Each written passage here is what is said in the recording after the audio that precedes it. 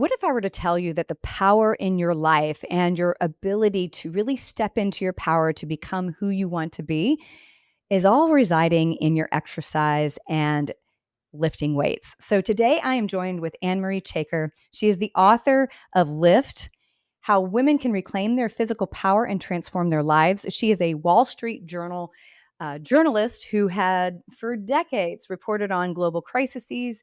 And it was through her own health crises and life crises that she really stepped into the gym first time and became a weightlifter, but also is now a pro bodybuilder, competing actually in her first pro bodybuilding competition. So this conversation today was really important because it was one of the big topics was, how did we get to the skinny culture and the idea of making women smaller and smaller and smaller and quieter? And where did this story start and how did it come about? And how does that compare to our ancestors and what was really going on in cultures, 3, 4, 5, 10,000 years ago? And why women really need to step into their strength and focus on that rather than focusing on being thin, skinny, and in a lot of cases, smaller. So join me today on Menopause Mastery, where I'm talking with Anne-Marie about lift and how to transform your life by stepping into the gym. Oh, Anne-Marie, I'm going to love this topic because I think this is a topic that women really struggle with. Like how to protectively do exercise in a way that actually improves our longevity and health. But I want to, before we get into the meat of that, you went from like a Wall Street Journal journalist covering like global crises and all of these things to really stepping out and becoming a beacon for women, and bodybuilding on stage. I'd love for you to explain kind of the parallels and contrast you see in those experiences, because that is really unique, like two different worlds. It was really 2 different worlds. It started actually from kind of a dark place in my life. I was really struggling with postpartum depression after my second child was born, and my father died suddenly of a heart attack 2 weeks after she was born, and then my marriage was crumbling. So it was like boom, boom, boom. All of these kind of truths I'd taken for granted in my life were changing seismically. And all this came to a head when I took my little ones on a trip and we were staying at a hotel. And, I'd been drinking a lot, forgot to mention. Um, anyway, we're at this hotel and I hadn't, exercised in a long time or gone to a gym, but I poked my head in a little fitness room. And in this fitness room was this mom who was just absolutely crushing her workout. She was like lifting a barbell and she was, lifting dumbbells and pulling bands and doing things that I hadn't really seen since I was in a college weight room all those years ago. I was a athlete growing up. I was a figure skater and then I did sports in college. I rode crew and that was just something that was gone from my life.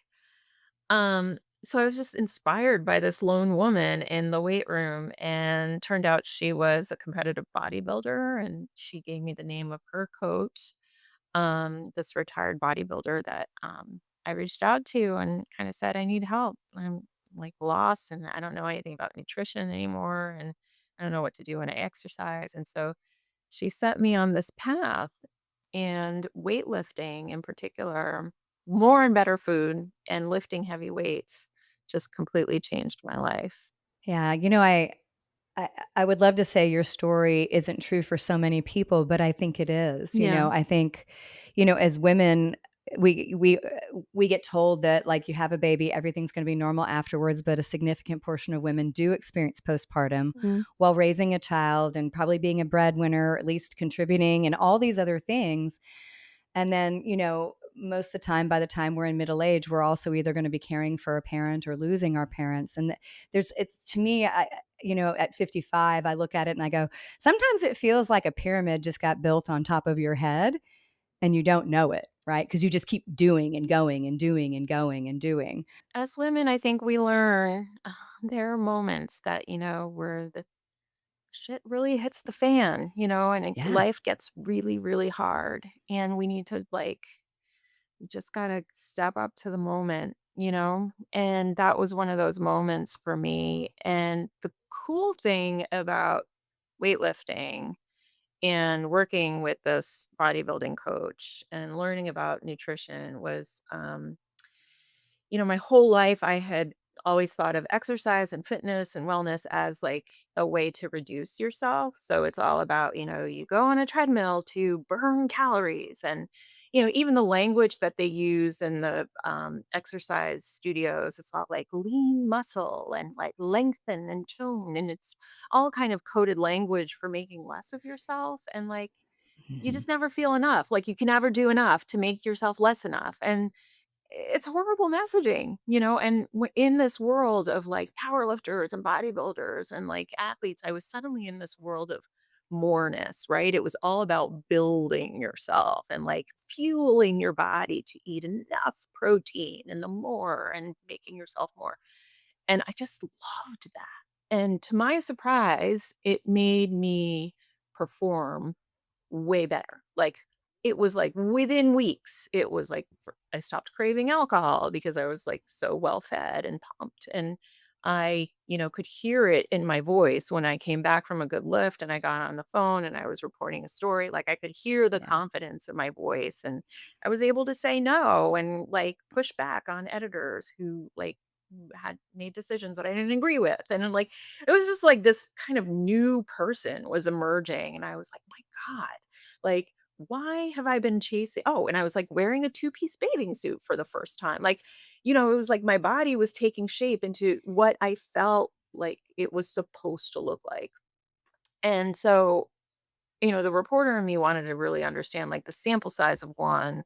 Like, it was so clear that, like, something had changed that I wanted to really understand, like, why my whole life had I been chasing this, like, less than thing, trying to chase skinny when I should have been chasing muscle. So I really wanted to understand, like, what was the history of this skinny thing and why are we all chasing that when it's so obvious that the secret to success is muscle and building more of it.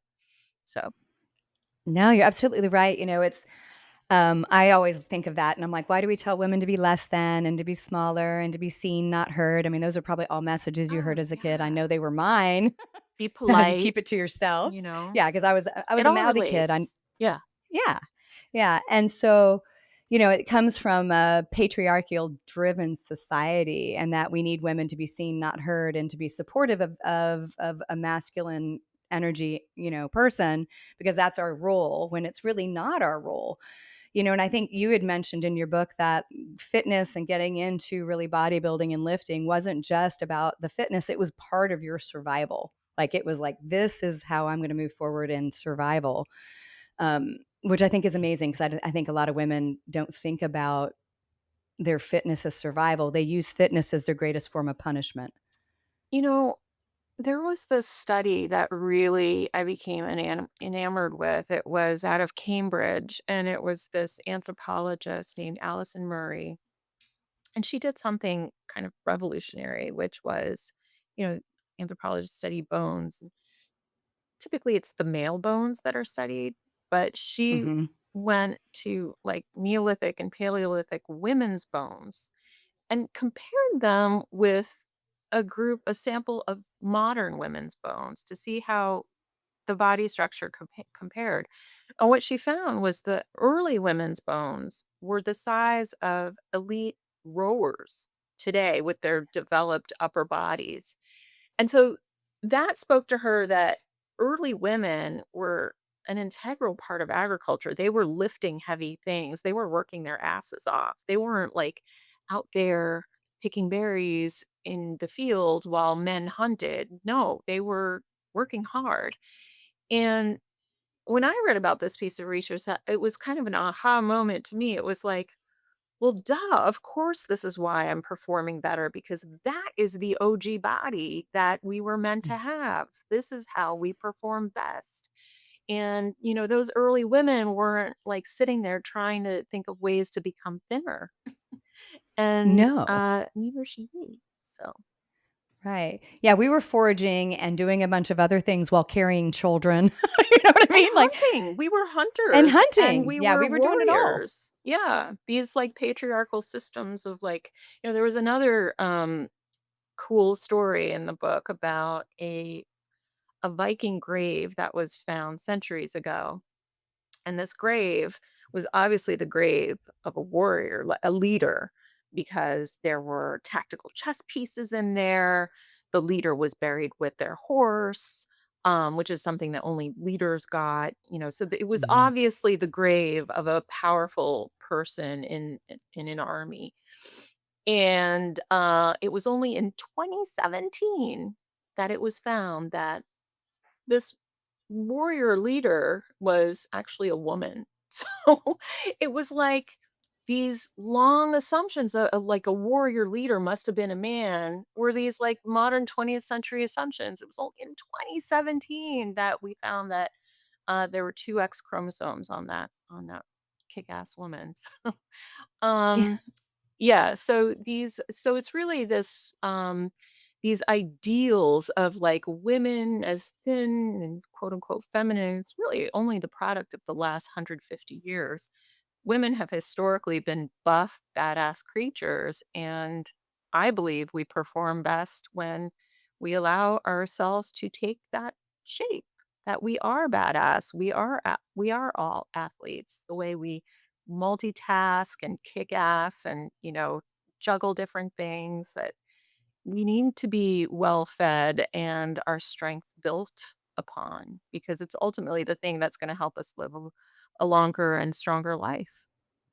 Oh, absolutely. I think about, I was talking with a historian and they were talking about really the advent and then the explosion of bicycles and how, particularly in the US, that completely shifted the women's movement and the suffragist because for the first time Victorian women were able to get from one place to another because this How the society was super interesting. patriarchal, but we got on our bicycles and we rode to meet other women and talk about the things that were important to us.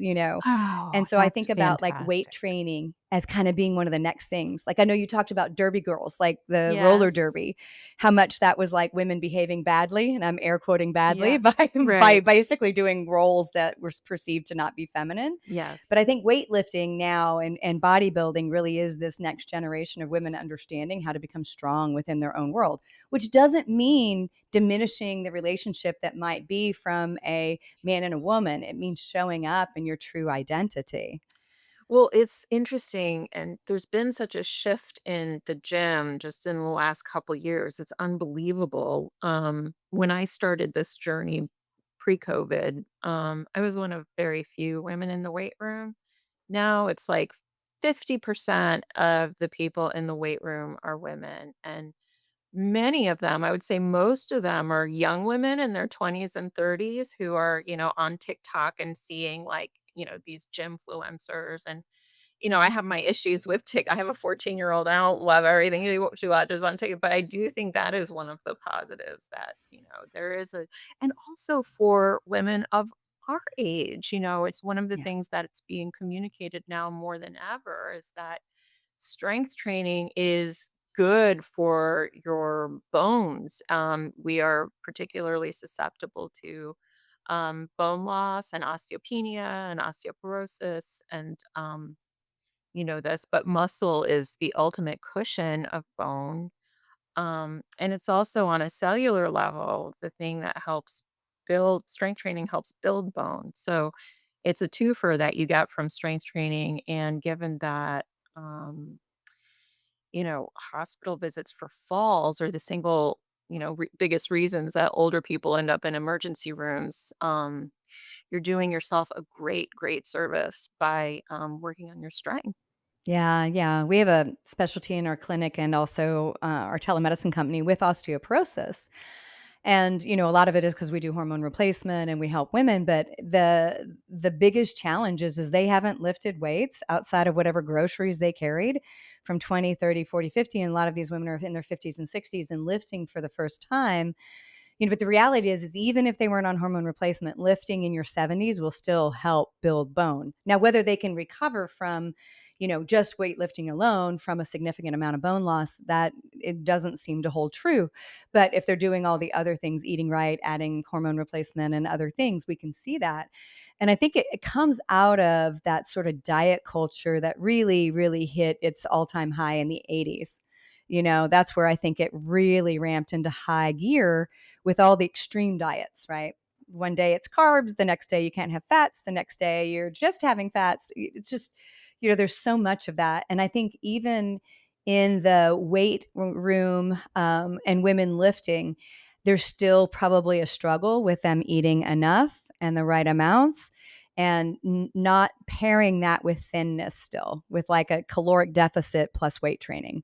I don't know if you see that, but I still combat it professionally. Oh, all the time. I mean, and I say it's not our fault because from the moment we're born, we're fed these messages. I mean, thin is in the name of the crackers we buy at the grocery store. Skinny is in the name of the jeans we buy. I mean, skinny, thin, it's everywhere, and it's been shown, like, to us as the marker of, success and all that is good, and, of course, we're constantly it's almost like the color of paint on the wall. You get it so much, you stop noticing it after a while.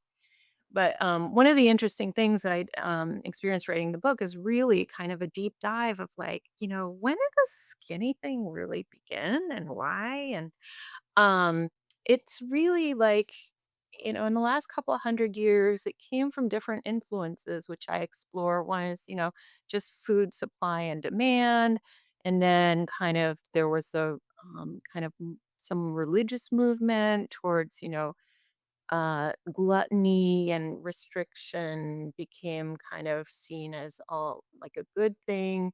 um, and then you started hearing more about corpulence, the word corpulence coming into play. And that's kind of like, and then of course the birth of the calorie. The calorie is something that only, it's a measure that only kind of came to into existence and use in the early 20th century. And then, of course, there was no going back after that. We had this unit of measure that people became obsessed with for all kinds of reasons. And then you had the diets. We had the cabbage soup diet in the 1950s to, diet pills in the 1960s and 70s and Weight Watch just went on from every single iteration of food, fat, and diet.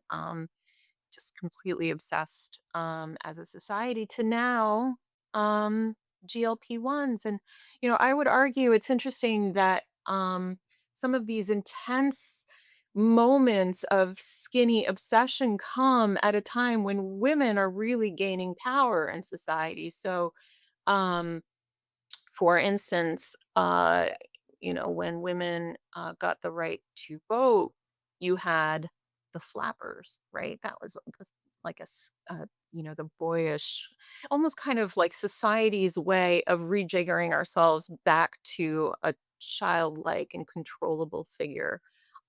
When, women entered the new wave of feminism in the 1960s and the ERA and all that. You had Twiggy, when women entered the boardrooms and big shoulder pads in the 80s.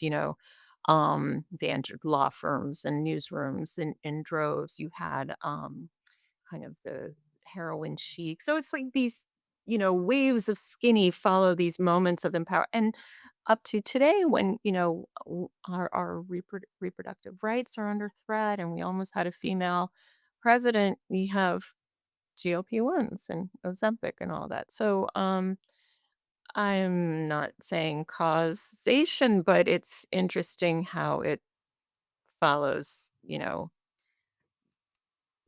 I think it's more than coincidence. It's sort of society's way of recoiling us back into control.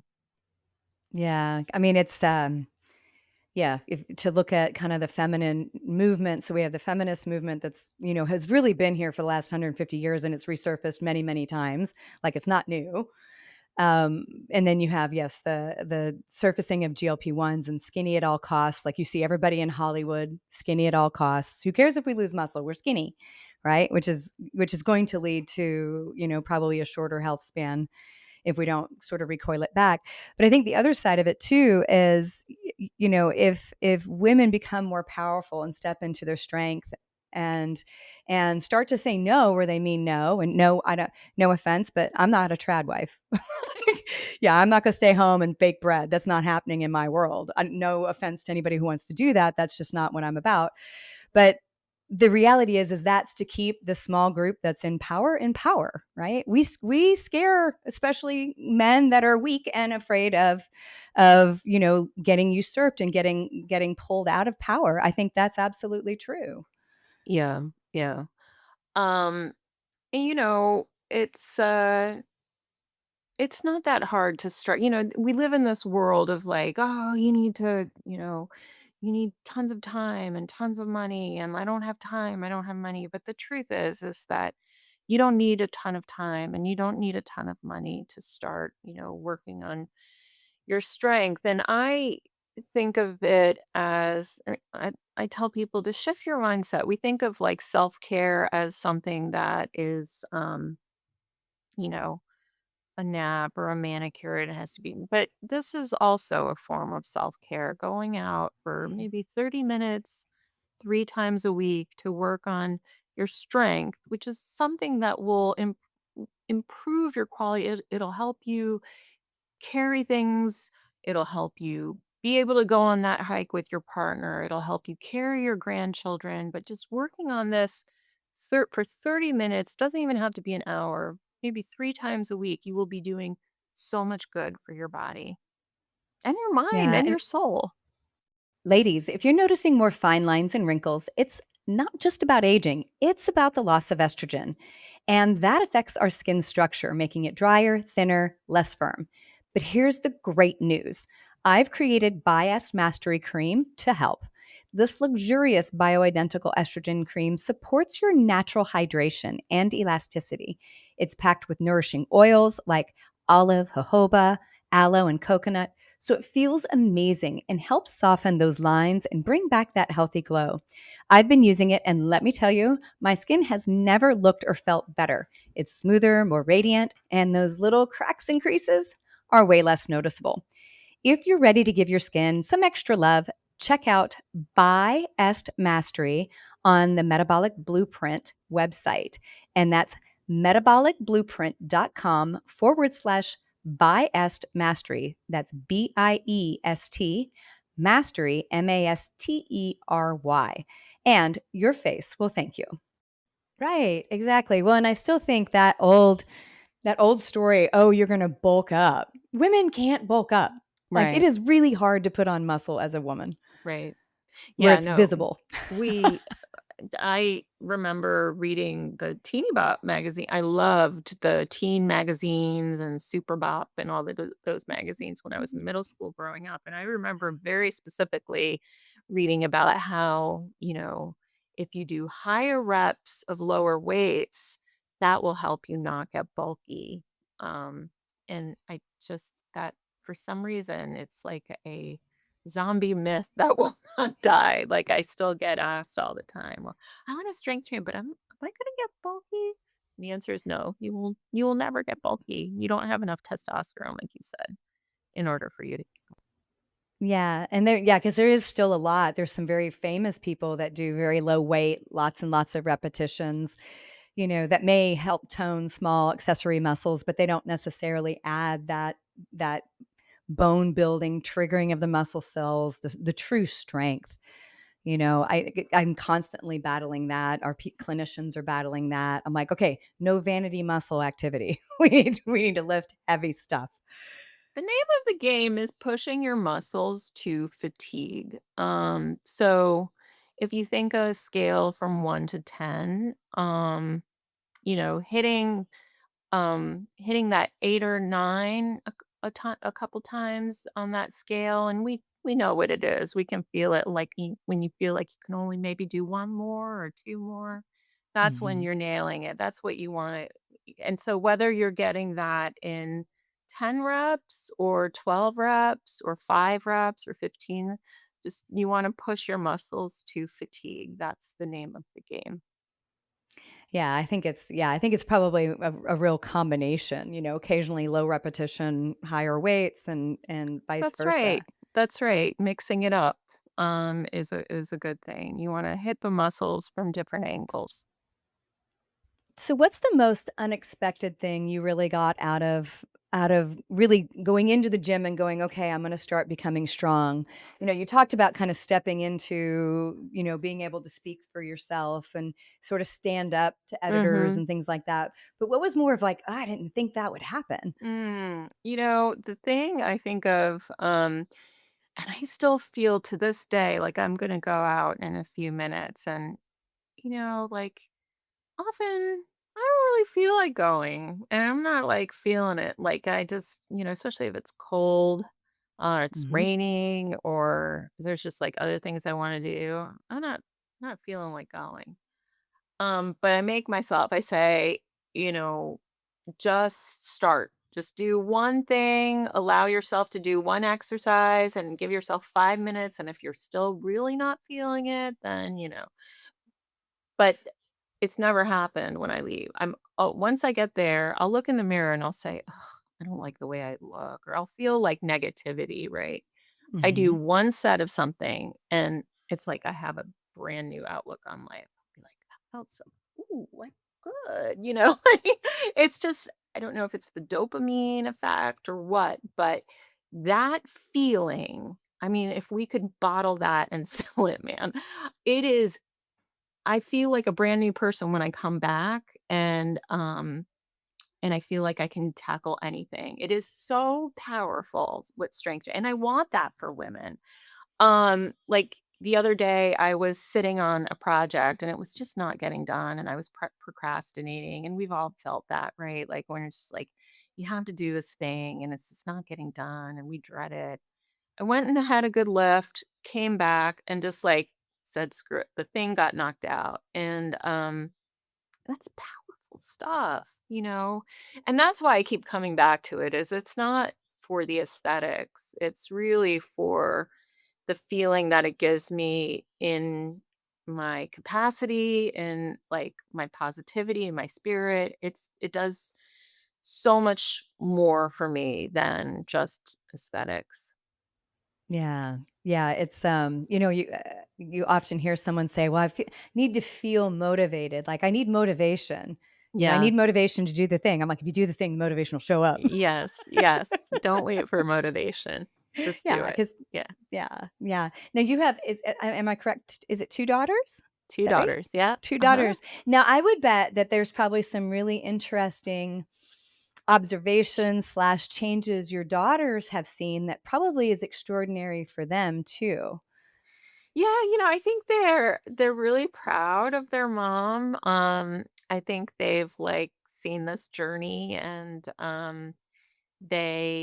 I have like a little basement set up downstairs and sometimes I'll be doing a little and they'll ask me, "What are you doing? Can I try?" And I think it's cool that they think it's not like weird or unusual to see their mother, grunting and lifting heavy things over her head and want to try to imitate. It doesn't last very long.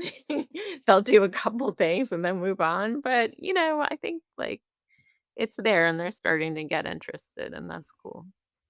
Yeah, yeah, it's the sidebar effect, I think, of the unexpected stuff that you see in the gym. It's like, "Oh, my parenting gets better, the mindset shifts," Yeah. and I think that's the unseen part of it that, is extraordinary. Totally, totally. I think we have to be careful too of the messages that we send our daughters. That's something that I've had to keep in check. Um, the I remember one time I was putting jeans on or something and they weren't coming up. And my daughter said, I thought this was so cool. She said, "I think it's because of your quads." And I was like, I stopped myself short of saying, "Oh, shoot, I can't get these up." And she almost saw it as kind of a positive. She was like, "I bet it's because of your quads." And I was like, "That's great." you know. Yeah. Um, you know, we easily as women like negative self-talk, even with each other as a form of Mhm. like girl bonding. Like, oh, I can't, I feel so fat, or, da, da, da, and it's just like, just have to stop that. And especially in front of our daughters. It's something that I've had to work on.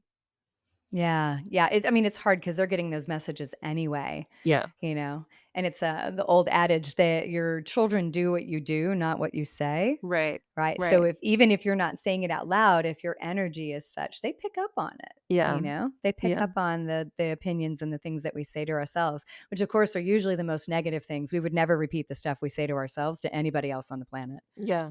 Yeah.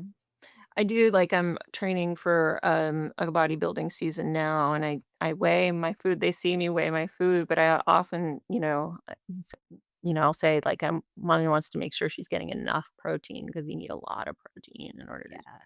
so I try to always position it as, like, the more, and, Yeah. Yeah, I'd love to dig into that a little bit because I think probably a lot of my listeners, couldn't imagine doing bodybuilding. I think I told you, I got into that in my 30s after a divorce and I was just like so excited that I'm like, "Oh, I can go back to the squat rack and lift as much as men." you know? But I think the thing that I struggled with the most is when I went into it in my 30s, a lot of it was I hated my body, so I'm going to air quote it. I was getting all these messages in the 90s about heroin chic thinner. And I'm not built like that. Right. I was like, thank God for J Lo because I have a J Lo butt and I will always have a J Lo butt. But the other part was recognizing really how to eat for those different time periods of you know you want to make sure that you're putting on muscle because lifting heavy and not fueling properly doesn't really get you to the goal. And I think a lot of times people have a misconception that I wanna like, you'll hear it, I wanna put muscle on and I wanna burn fat and lose weight at the same time. I'm like, "Well, that's not necessarily how it always works." Yeah. Yeah, I think we live in this dichotomy of fat and thin. And I just want to get women away from that there's this whole beautiful middle called strength and muscle. Mhm. And, you know, if you start building your strength, you're building like a bigger and better metabolic engine for your body. So it all goes hand in hand. Yes, nutrition is important. You want to make sure you're, eating as many whole foods as possible, so not from a box. And that's been a big one for me because I have kids and they like to snack, and I've realized that stuff is just like it's super addictive. And Mhm. that's food companies make it so it's that way. It's just once you start, it's hard to stop. So try to keep that stuff in moderation. But most of I do a big grocery shop on Sunday. Um, and then a fill-in shop on Thursday. And like protein is like I lead with protein basically. I try to get between for me, I use the adage about a gram of protein per pound of ideal body Mm. weight. So for me, that's somewhere between 120 and 130 grams a day. And I lean on fairly lean sources of protein. So bags of frozen shrimp live in my freezer. I do what I call turkey crumbles, which are combination of 93 and 99% ground turkey with taco seasoning in a pan, and we live on that stuff all week. Great for tacos. You can put it on salad, wraps, whatever.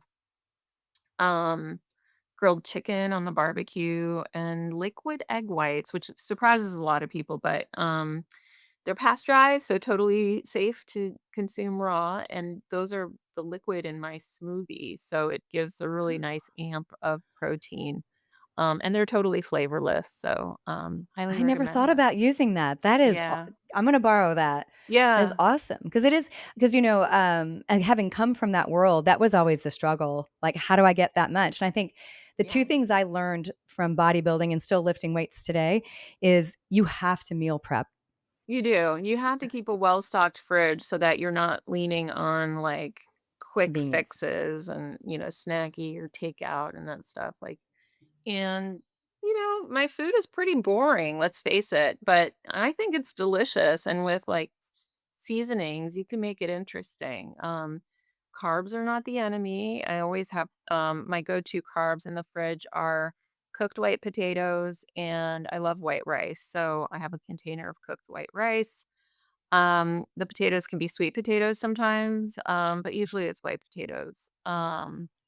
Which I feel like have been demonized, potatoes, but They they're have. such a great source of potassium. I always have, like, a small potato and some protein, whatever, and I have that before going out for a workout, and I have the same, like, protein plus carb whenever I come back. Um, but yeah, that's the basic essence of, but I was gonna tell you my smoothie is, so I'll do liquid egg whites for the liquid. I usually put a banana in there, Yep. and for fats, I'll do, like, a little bit of peanut butter and maybe, Okay. like, a scoop of whey protein just for mostly for the flavor, but that gives you another nice boost of protein. And that thing, let me tell you, that is delicious. You can even put, like, some cold brew coffee in there. I was just say coffee would be with what tops it off. Man, yes, so good, so good. Yeah, and you can save money on those Starbucks runs and get more protein out of it too. Yeah. Yeah, it's interesting. I don't know if you saw this study. It came out, I wanna say in 2023, and I can't remember the researcher off the top of my head, but they looked at muscle protein synthesis, so our ability to take our foods, make muscle out of it, and they looked at younger individuals and for the first time really stratified and looked at older individuals. And one of the things that they found that I thought was really interesting because it caused us to really change how we talk to midlife women in particular. But what they showed was that younger people, let's say a 20-year-old, they could get, 10 to 15 grams here, 10 to 15 grams of protein here, 10 to 15 grams a little later. And they were really efficient at muscle protein synthesis, making muscle. But when you get into those late 40s, 50s, and beyond, we're actually inefficient. And I would say some of it is the loss of estrogen and the impact of that, but that we are better at doing it when that first meal of the day is a high bolus. So a significant amount of protein in that very first meal and the very last meal. Because, a lot of people are like, I'm having 2 eggs and some avocado toast. And I'm like, not near enough protein. Yeah, interesting. Yeah, Really because I interesting. started looking at it and I'm like, okay, no, I don't want you to have a little protein snack here and a protein snack here unless you're lifting. But I want you to make sure breakfast and dinner has a lot, right? Oh, I did not know this, but that's very, very interesting. Yeah, it shocked me because I was like, dang, now I have to go rearrange all of our instructions because I was like, now the science really shows it to be true because so much of the data is done on young men, right? And so we were trying to see this, but I think women have gotten a little bit of the message about protein, but they forget that carbs are not bad. When we're lifting, we need carbs. That's the fuel we Mhm. burn, and then we burn fat more after the lift and for hours afterwards. And particularly rice and potatoes, when you cook and cool them, a lot of the starch in it becomes resistance and it feeds our microbiome. So I'm with you that carb phobia, the movement of carnivore diet, and whatever else extreme out there really is not the answer. Mm. And we forget that carbs, s- roughage and fiber is carbs. So, like, you pick up a green salad. I mean, that's those are carbs. um, so just the Yes. notion that carbs are, not good is just really silly. Yeah. No, I agree with you. I'm like, this is a silly, silly notion, but especially if you're lifting to get the most out of it, you have to have them on board as well. Hmm. Yeah. For sure. So tell my listeners if you were to kind of say, okay, I'm thinking about lifting for the first time. Maybe I've never really thought about strength training, or maybe they've been doing strength training, but they've been kind of on the lower side of weights, doing light weights that, I always tell people if you don't feel a little sore afterwards, like sitting on the toilet might take a little bit of effort, you probably didn't work hard enough. Yeah, you don't be so bad that you can't get back up, but you should feel it. Yeah. Um, so could you give them like, okay, here's your best case scenario. Here's a great way to start. What would be a great way for the woman that's like, okay, I haven't done this, but I'm thinking about doing it. Yeah. Um, so I would think about, like, some people like the idea of going to a gym, some people don't. Some people would rather have like a setup at home and not have to go to the gym. Either is fine. I like both. I like I belong to a gym. I kind of like getting out of my house sometimes and seeing other Mhm. people and having like all the space to do stuff. But sometimes, like I said, if it's a crummy day, I don't feel like going out, I have my little basement set up. And if you want to do that, you don't need to a whole ton of things. You need maybe be good to have a couple pairs of dumbbells. A resistance band is good. An incline bench, which, is just a flat board that you can adjust it at different inclines. Um, maybe eventually a barbell, but you don't even need that to start. I like to think in terms of threes. So pick three exercises, maybe a chest forward exercise, a back exercise, and a leg exercise. So three exercises, three sets of 10, performed 3 times a week and 30 minutes a day. And I'm telling you, you will start to feel it. And then if that's feeling good, build from there. But just for starters, think in terms of threes. And actually for the gym, joining a gym is great because you usually get a freebie session or two with a trainer. And that kind of helps give you the lay of the land and really put those sessions to work for you. Like have them devise a program for you that you think you can follow for a few months and then maybe take another session with them and see if they can build or adjust on that. But, and having the mix of the gym and the little home setup I think, is great. And it doesn't have to be expensive. No, I agree with you, and I think it's really valuable and so important to at least have some training sessions to particularly make sure you're doing it with good form, right? Make it a joyful part of your Yeah. life. That's the thing. Don't make it like, oh, an obligation or I have to do. Make it I get to do this and this is fun and I get out and I'm doing something good for myself. And if you bring joy and positivity to it and enjoy like this moment in your day and starting to like see results after time, you're gonna wanna do it more, and you're gonna make it, like, this area of positivity in your life. Absolutely, absolutely, and like you said, it doesn't have to be a gym. If you're intimidated, you can get some stuff at home. Heck, you could pick up 2 2 water jugs and do exercise with them, you'll feel it. Totally, totally. Cans of soup, I mean, I was saying to someone the other day, if you don't have dumbbells, a jar of spaghetti sauce is about a 2.5 pound weight. Do some rows or something with that, and then see if, like, do Mhm. a few things with that and see how that feels. Something is always better than nothing. No, that's so true. That's true. So, so true. So, your book, Lift. So, this is an excellent book, I have to say, because it's not just about how to lift weights, but a lot of it's how did we get here? Like you said, like how do we get the skinny culture and why is it, kind of pushed on women? You're such an amazing storyteller. You're blending kind of the science and the memoir and the stories, which makes it a very enjoyable read. I think women would appreciate reading this, and the other thing I would say is somebody that doesn't have children, but of course, anybody without children always can tell you what to do with children. I think this would be a huge book for a teen daughter to read, Yes. right? Like imagine that being what kind of fills their mind of how they could become a woman. Yes.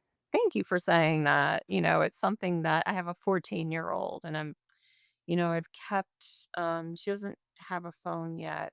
I've tried to keep it, but she does like look at stuff on my phone. She's on TikTok and you know, it's the messages that they get even if it's subtle, it's still that, the skinny thing still reigns. And the more we can, there was actually a researcher at a Stanford who talked, a specialist in eating disorders, who talked about being like your own advocate and filling yourself with messages of like, no, that's actually not a normal body. That's actually not something to aspire to. That skinny does not mean success. That like, strong and like well fed is, is a better like verbalizing that stuff and reading stuff like this, it can go a long way with establishing a better mindset with these awful messages that we've been fed from day one as women. I mean, it's really unbelievable. Yeah, I agree. You remember Gabrielle Reese, the Yes. volleyball player? Like Mm. she modeled for Revlon and L'Oreal, all these companies at 161 pounds, standing next to a 110-pound woman and looked fabulous. But she was actually much healthier looking. She had muscle definition, healthy, just healthy. And I'm like, we think of beauty as this other aspect, and she was and still is amazing. Like I don't know if you've seen a picture of her lately, she's still rocking it, I think you she know. And does a podcast, doesn't she? I There's think she I've does. I I've think, not listened to it, but yeah. yeah, yeah. So I think it's so important to get those messages out, and I think your book is a good primer for women in our age group, but also for younger women to basically push back on those messages of thinness, smallness, and quiet. Yeah. Yeah. Unfortunately, it's not going away. It still exists. I mean, there's a lot of conflicting messages out there. On the one hand, yes, we are seeing more young women post videos of themselves at the gym lifting weights, but you still get an awful lot of nonsense on, look at my shredded abs and look how good I look in this, thing. So it's Yeah. ever present. It's interesting because as a journalist, I want to ask you this question. As a journalist, I remember when I was younger, I would pick up whatever magazine Shape. I'd be in the airport somewhere and I'd pick up Shape or whatever. And now it's funny because I would say that shifted at about like late 30s.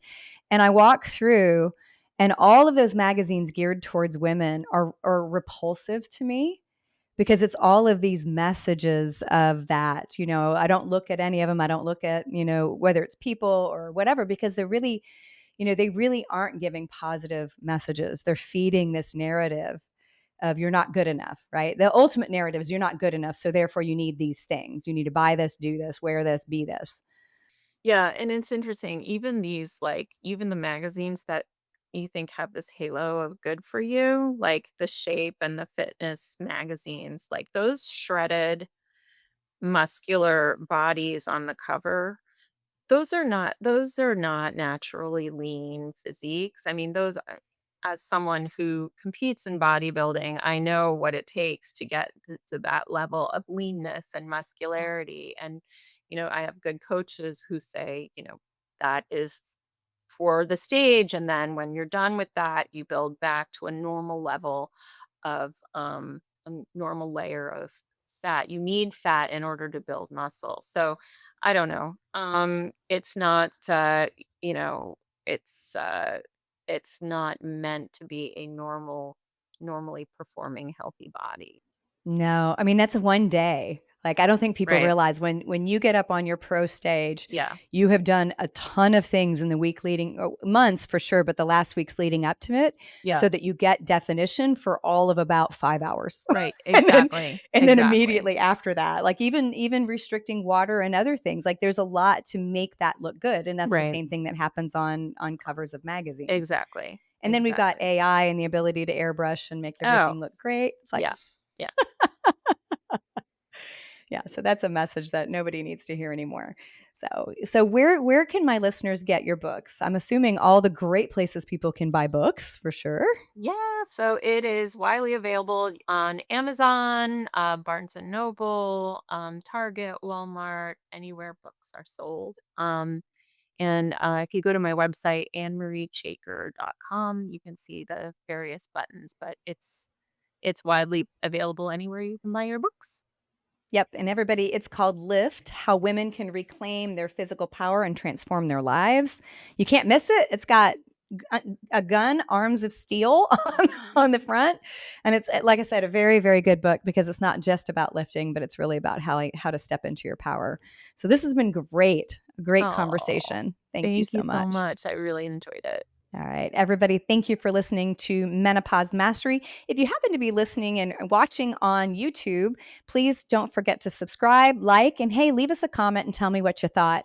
I'd love to hear it. And we'll see you again next week.